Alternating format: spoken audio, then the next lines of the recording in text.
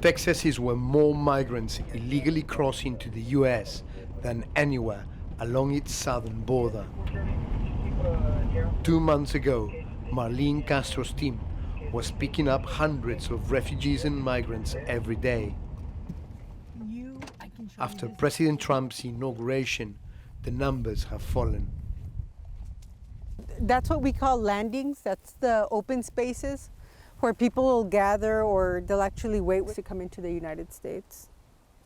The last few months, our numbers have decreased quite a bit.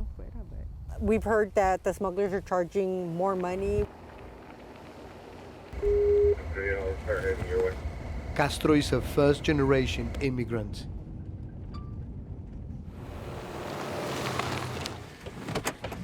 Hola, señora. Hola. ¿Vienen juntos? ¿Los tres? ¿Usted no anda con él? I've got an adult and 2 minors.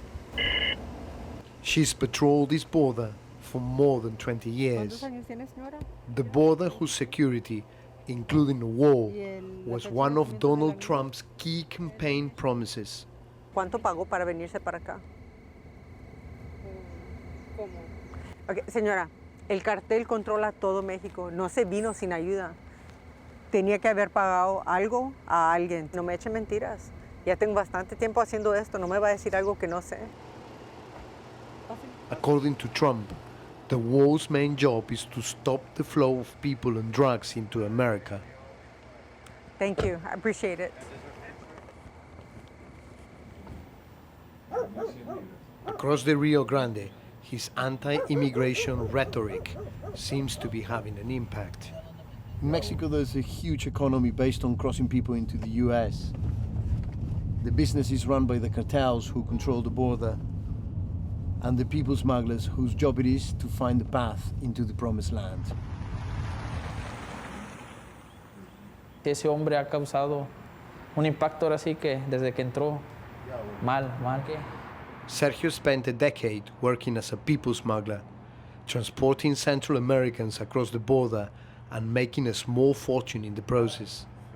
Now the boom has turned to bust. Yo tuve que conseguir un negocio aparte. Estoy trabajando de empleado, después siendo el jefe. ¿Por qué?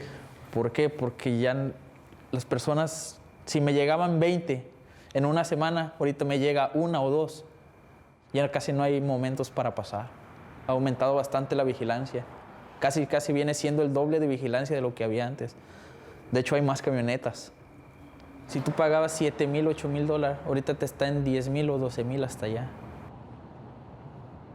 For those who make it into the US, the Sacred Heart Church in McAllen is often the first stop. In the past 2 years, volunteers at this Catholic mission in Texas have received tens of thousands of people. The majority are from Central America, who were smuggled across the border, then handed themselves into the US authorities.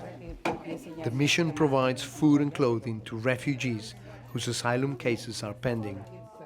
Most are running from violence. ¿Por qué se venió justo la que Trump ha salido? La necesidad. O sea, uno quiso llegar antes. ¿Y usted no tiene miedo de que Trump la vaya a deportar o nada? Ni modo, no arriesgaba todo. At the end of last year, many people tried to cross into the US fearful of a Trump victory. Since January, that number has dropped. Bueno, lo de las elecciones en noviembre y diciembre sí definitivamente se vio que hubo un aumento muy drástico de migrantes que llegaron aquí. Los números bajaron mucho. En comparación de antes, ahora ¿cuántas familias están residiendo acá y cuántas Ahorita recibían? tenemos un promedio aproximado de unos 50 aproximados al día. Y llegamos a tener hasta 433 en un día. En diciembre. A few miles down the road is the Hidalgo International Bridge, which links the US and Mexico across the Rio Grande. Gracias. Igualmente, señor. Gracias. Crossing the bridge, Trump's aggressive deportation plans seem to be kicking in. Everyone here had just been dumped at the US-Mexico border. The government says it's targeting criminals, but more than a quarter of those deported in the last few weeks had no criminal record. Los que lo estaban apoyando, la mayoría lo están regresando.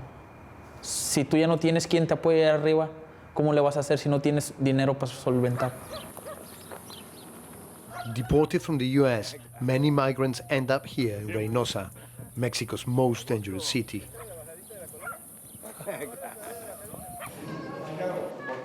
Some find space in this refuge, but have no money and no way to get home. Como te digo, entonces uno va escuchando. Antonio and his daughter traveled from Honduras to ask the US for asylum, but were turned away at the border. Que uno podía cruzar con sus niños para otro lado, pero no, llegamos aquí y los presentamos ahí al puente y nos dijeron de que no los podían procesar porque tenían mucha gente. ¿Ahora piensa que con Trump la cosa está bastante más difícil? Sí, claramente ya ahora está más difícil. Applications for asylum in Mexico have soared since Trump was sworn in. Every day, like Antonio, hundreds more are doing the same. Pues nosotros tenemos que ver el modo de cómo los pasamos, pero de que vamos a seguir pasando, vamos a seguir pasando. Eso nunca se va a acabar, nunca, nunca. It's almost 200 years since US troops moved south to annex Texas from Mexico.